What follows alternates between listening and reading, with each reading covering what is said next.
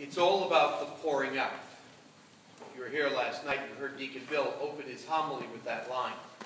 He continued to repeat it.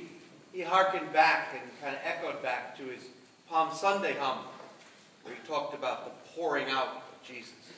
He referred to the Greek word for pouring out, kenosis. And I'm going to come back to that. But that idea of pouring out. And we've heard in the course of this week how Jesus poured out his life.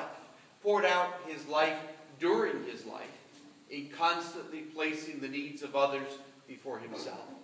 Poured out his life in the cross. Poured out his life in the way that he suffered and died for us.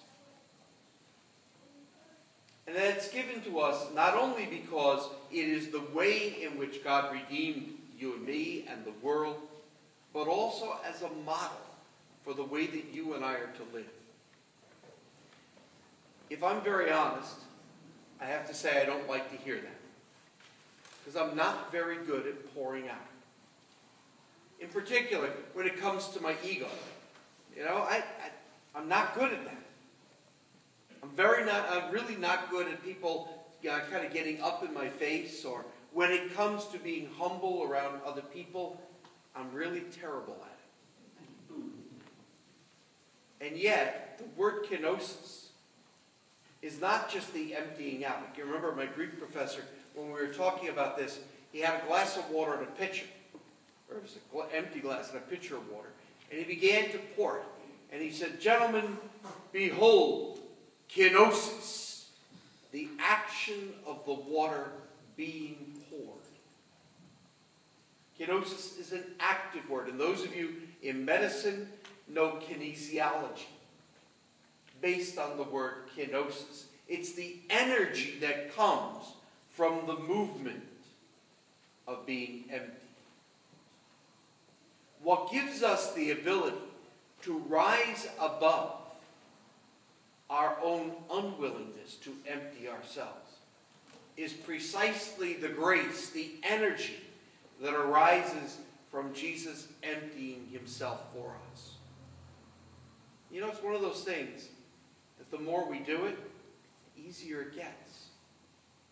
But at some point or another, we have to start.